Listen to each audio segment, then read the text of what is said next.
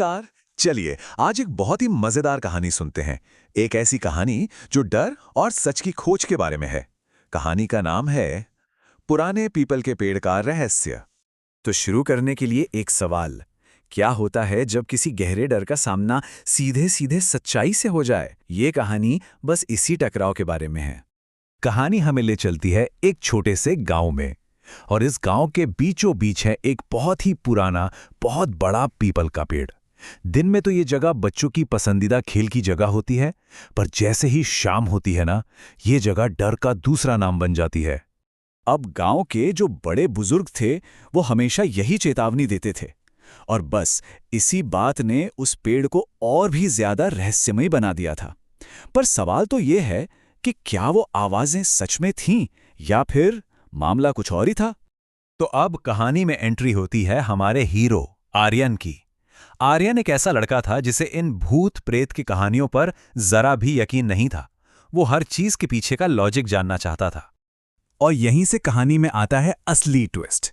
अपने दोस्तों के बीच आर्यन ये साबित करना चाहता था कि पेड़ के बारे में सारी बातें झूठी हैं, तो उसने शर्त लगा ली कि वो ठीक आधी रात को अकेले उस पेड़ के पास जाएगा। तो अब वो पल आ ही गया। अंधेरी रात, चारों तरफ एकदम सन्नाटा, और आर्यन अकेला उस डरावने पेड़ की तरफ बढ़ रहा है। सोचिए जरा, उस वक्त उसके मन में क्या चल रहा होगा।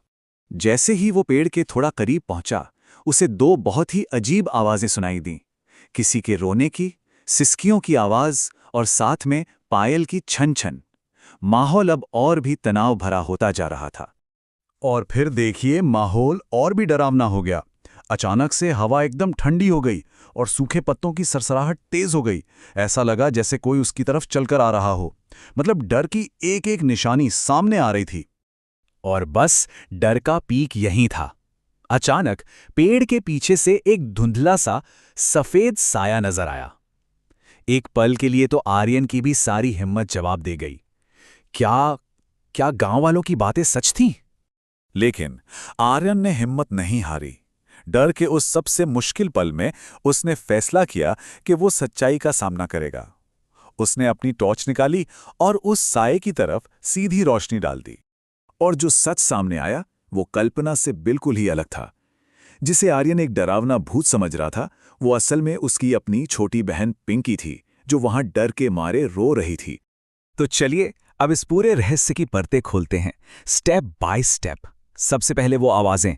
तो जो पायल की छन-छन थी, वो असल में एक पुरानी जंजीर थी जो हवा चलने पर पेड़ से टकरा रही थी। और सिसकियां, वो पिंकी की थीं।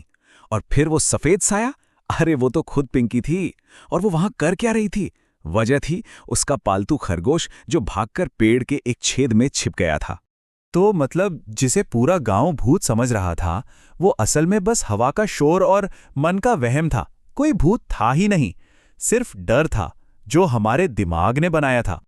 इस कहानी से हमें सिर्फ रहस्य का जवाब ही नहीं मिलता, बल्कि बहादुरी का असली मतलब क्या है, इसकी भी एक बहुत गहरी समझ मिलती है। और यहाँ एक बहुत मजेदार बात सामने आती है। बहादुरी का मतलब ये नहीं कि डर लगता ही नहीं।